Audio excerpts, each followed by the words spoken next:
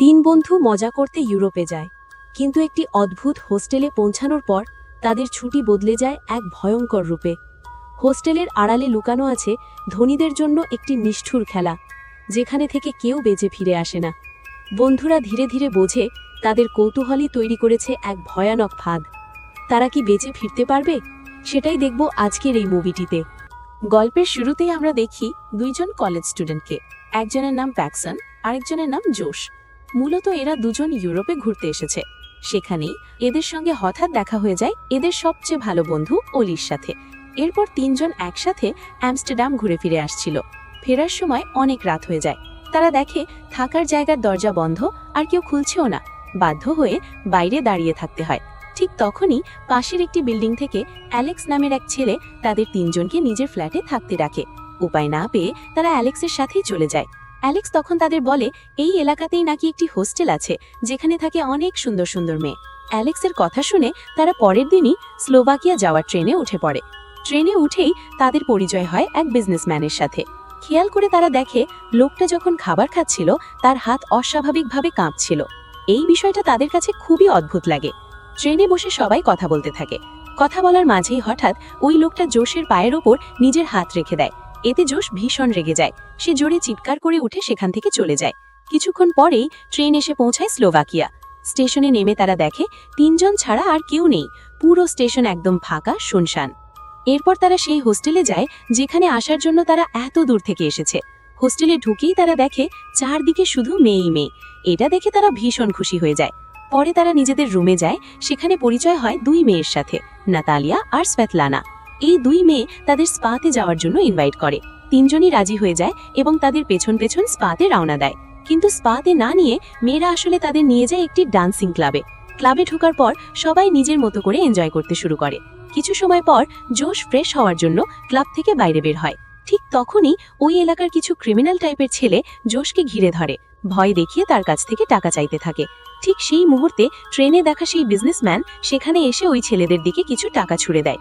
টাকা পেয়েই ছেলেরা সেখান থেকে চলে যায়। জোশ লোকটাকে ধন্যবাদ জানায়, সাথে একটি ড্রিঙ্ক অফার করে। ট্রেনে আগের আচরণের জন্য সে ক্ষমাও চেয়ে নেয়। তখন ওই লোকটা জোশকে বোঝাতে থাকে তার বয়স অনুযায়ী রাগ কন্ট্রোল করাই ভালো, আর তখন আসলে তার কিছু করারও ছিল না। এইদিকে অলি হোস্টেলের রিসেপশনে থাকা একটি মেয়েকে নিয়ে কোথাও চলে যায়। সকালে ঘুম থেকে উঠে প্যাকসন আর জোশ দুজনেই খুব খুশি ছিল। কিন্তু একটু পরেই তারা খেয়াল করে দেখে অলি তাদের সাথে নেই। আগের রাত থেকে অলির কোনো খোঁজই নেই। তারা বারবার অলিকে ফোন করতে থাকে, কিন্তু তার ফোনও বন্ধ। রিসেপশনে জিজ্ঞেস করলে রিসেপশনিস্ট জানায় অলি নাকি সকালেই চেক আউট করে চলে গেছে। এই কথা শুনে প্যাকসন আর জোশ একদম কনফিউজড হয়ে যায়। ঠিক তখনই সেখানে আসে একজন জাপানিজ মেয়ে, তার নাম কানা।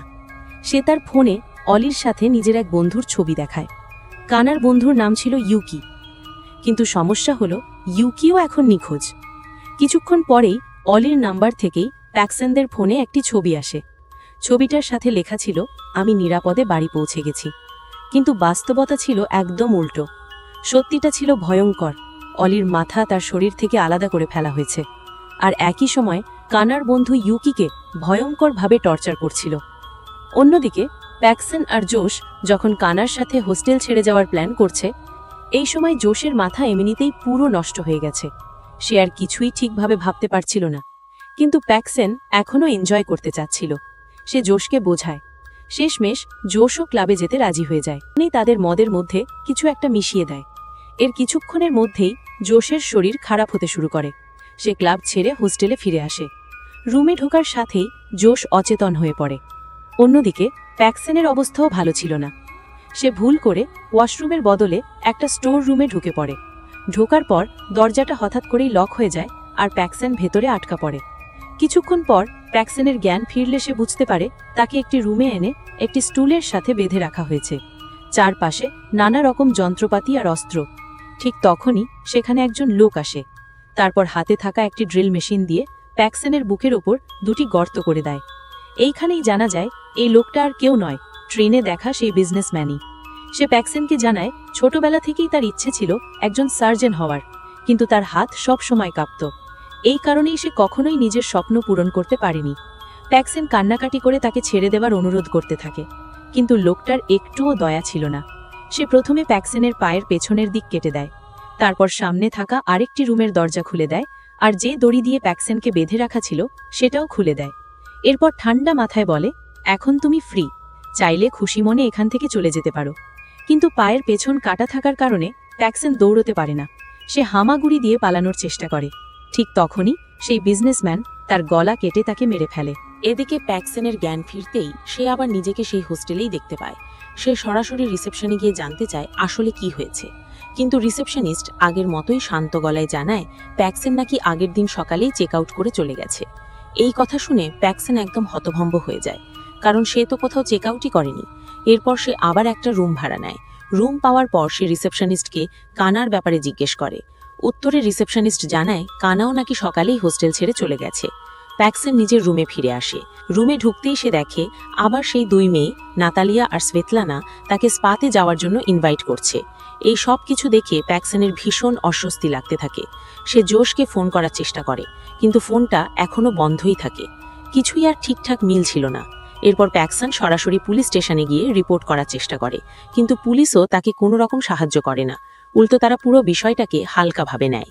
বাধ্য হয়ে প্যাক্সেন আবার হোস্টেলে ফিরে আসে এবং নাতালিয়া আর স্ভেতলানাকে জোশের ব্যাপারে জিজ্ঞেস করে। তারা জানায় তারা নাকি জোশকে একটি আর্ট এক্সিবিশনে দেখেছে।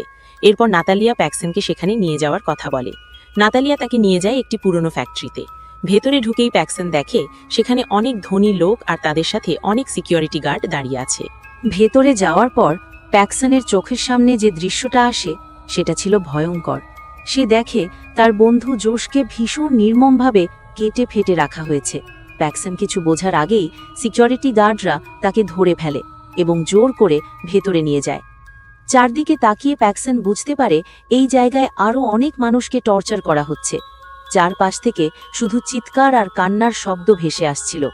গার্ডরা প্যাক্সেনকে একটি রুমে এনে বেঁধে ফেলে। তারপর তাকে কিছু বলতে বলে। প্যাক্সেন কিছু বলতেই একজন গার্ড বলে, এটা একটা আমেরিকান।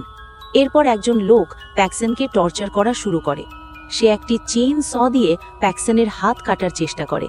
এই সময় প্যাক্সেনের হাতের কয়েকটা আঙুল কেটে যায়, আর ভাগ্যক্রমে তার হাতের হাতকড়াও কেটে যায়। ঠিক তখনই টর্চার করা লোকটা রক্তে পা পিছলে নিচে পড়ে যায়, আর তার নিজের হাতে থাকা চেইন স দিয়েই তার নিজের পা কেটে যায়। এই সুযোগে প্যাক্সেন নিজেকে পুরোপুরি মুক্ত করে নেয়। সে দ্রুত একটি পিস্তল তুলে নিয়ে ওই লোকটাকে গুলি করে মেরে ফেলে। গুলির শব্দ শুনে আরও সিকিউরিটি গার্ড সেখানে ছুটে আসে। প্যাক্সেন এমন অভিনয় করে যেন সে এখনও চেয়ারের সাথে বাঁধা। সুযোগ পেতে সে একে একে গার্ডদেরও মেরে ফেলে। এরপর প্যাক্সেন দৌড়ে পালাতে গিয়ে একটি রুমে ঢুকে পড়ে। সেখানে ঢুকেই সে দেখে চারদিকে শুধু লাশ আর লাশ। হঠাৎ করে সেখানে একজন লোক ঢুকে পড়ে। প্যাক্সেন সঙ্গে সঙ্গে লাশগুলোর মাঝেই লুকিয়ে পড়ে। লোকটা লাশগুলো সরিয়ে নিতে থাকে। এই সময় প্যাক্সেনের চোখে পড়ে জোশের মৃতদেহ। কোনোভাবে নিজেকে সামলে নিয়ে সে সুযোগ বুঝে সেই মোটা লোকটাকেও মেরে ফেলে আর সেখান থেকে পালিয়ে যায়। প্যাক্সেন সেখান থেকে পালিয়ে সেখানে একটি রুমে সে কিছু ভালো কাপড় খুঁজে পায়। দ্রুত সেই কাপড়গুলো পরে নেয়। কাপড়ের পকেট চেক করতেই সে একটি কার্ড খুঁজে পায়। কার্ডটাতে লেখা ছিল ওই জায়গার নাম, ইলিট হান্টিং। ঠিক তখনই হঠাৎ করে সেখানে এক লোক আসে। সে প্যাক্সেনকে দেখে ধরে নেয় প্যাক্সেনও একজন ক্লায়েন্ট। লোকটা তাকে বলে সে একটি জাপানিজ মেয়েকে পেয়েছে, যার সাথে সে অনেক কিছু প্ল্যান করেছে। প্যাক্সেন বুঝে যায় লোকটা আর কারো কথা বলছে না, সে বলছে কানার কথাই। লোকটা চলে যেতেই প্যাক্সেন তার পিস্তল তুলে নেয় এবং দ্রুত সেখান থেকে বেরিয়ে যায়। বাইরে বেরিয়ে সে একটি গাড়ি দেখতে পায়, যেখানে চাবিও লাগানো ছিল। সে গাড়িতে উঠতে যাচ্ছিল, ঠিক তখনই ভেতর থেকে কানার চিৎকারের আওয়াজ শোনে। প্যাক্সেন সঙ্গে সঙ্গে ফিরে গিয়ে কানাকে বাঁচাতে ছুটে যায়। রুমে ঢুকেই সে দেখে সেই লোকটা ব্লো টর্চ দিয়ে কানার মুখ জ্বালিয়ে দিচ্ছে। এই দৃশ্য দেখে প্যাক্সেন এক সেকেন্ডও দেরি না করে লোকটাকে সেখানেই মেরে ফেলে। কিন্তু কানা তখন ভীষণ কষ্টে ছিল, তার একটি চোখ বেরিয়ে গিয়েছিল। তাকে বাঁচানোর জন্য প্যাক্সেন বাধ্য হয়ে তার চোখটা শরীর থেকে আলাদা করে দেয়। এই দৃশ্যটা ছিল ভীষণ ডিস্টার্বিং। কোনো মতে দুজন সেখান থেকে পালিয়ে গাড়িতে উঠে পড়ে এবং দ্রুত বেরিয়ে যায়। কিন্তু কিছুক্ষণ পরেই অনেক সিকিউরিটি গার্ড তাদের পিছু নেয়। পথে যেতে যেতে তারা দেখে নাতালিয়া, স্ভেতলানা আর অ্যালেক্স রাস্তায় দাঁড়িয়ে আছে। প্যাক্সেন এক মুহূর্ত না ভেবে গাড়ি দিয়ে তিনজনকেই চাপা দিয়ে মেরে ফেলে। প্যাক্সেন এখন স্টেশনে পৌঁছানোর চেষ্টা করছিল, কিন্তু পথে পুলিশ চেকিং চলছিল। সমস্যা হলো পুলিশও এই গেমের সাথেই জড়িত ছিল। একজন পুলিশ অফিসার প্যাকসনকে চিনে ফেলে। সে এগিয়ে আসতেই প্যাকসন আর কানা গাড়ি থেকে নেমে দৌড়ে পালায়। কোনো মতে তারা স্টেশনে পৌঁছে যায়, কিন্তু সেখানে গিয়েও দেখে অনেক মানুষ তাদের খুঁজছে। এই সময় স্টেশনের একটি আয়নায় কানা নিজের মুখ দেখে। নিজের অবস্থা দেখে সে পুরো ভেঙে পড়ে, মানসিকভাবে একদম শেষ হয়ে যায়। আর ঠিক তখনই সে সামনে আসা ট্রেনের সামনে ঝাঁপ দিয়ে আত্মহত্যা করে। এই ঘটনায় সবাই সেখানে জড়ো হয়ে যায়। সেই সুযোগে প্যাকসন পালিয়ে যায় এবং ট্রেনে উঠে পড়ে। ট্রেন চলতে শুরু করে, কিন্তু ট্রেনের ভেতরে বসে প্যাকসন আবারও সেই বিজনেসম্যানের কণ্ঠস্বর শুনতে পায়। যে স্টেশনে লোকটা নামে, প্যাকসনও সেখানেই নেমে পড়ে এবং তাকে অনুসরণ করতে থাকে। লোকটা তার ছোট মেয়েকে সাথে নিয়েছিল। দুজন আলাদা আলাদা ওয়াশরুমে ঢোকে। লোকটা অনেকক্ষণ ধরে মেয়ের জন্য বাইরে অপেক্ষা করে, কিন্তু মেয়েটা আর বেরোয় না। ভেতরে গিয়ে সে দেখে তার মেয়ে নেই, শুধু তার একটি খেলনা পড়ে আছে। লোকটা পাগলের মতো তার মেয়েকে খুঁজতে শুরু করে, আর এখানেই প্রকাশ পায় প্যাকসনই তার মেয়েকে কিডন্যাপ করেছে। এই মুভিতে দেখানো এই ক্লাবটি এমন একটি জায়গা যেখানে ধনী লোকেরা নিজেদের রাগ আর বিকৃত আনন্দ মেটানোর জন্য অন্য দেশের মানুষদের শিকার বানায়। ভিন্ন ভিন্ন দেশের মানুষের ভিন্ন ভিন্ন দাম ছিল। আমেরিকানদের দাম সবচেয়ে বেশি, কারণ তারা আমেরিকানদের ভীষণ ঘৃণা করে। এই পুরো কাজে পুলিশও জড়িত, কারণ এটা তাদের এলাকার একটি নিয়মে পরিণত হয়েছে। এই ভয়ঙ্কর খেলা অনেক আগ থেকেই চলছে। এই লোকেরা সুন্দর সুন্দর মেয়েদের ব্যবহার করে মানুষকে ফাঁদে ফেলে, তারপর নির্মমভাবে মেরে ফেলে। আর এখানেই এই গল্পটা শেষ হয়ে যায়। Thanks for watching.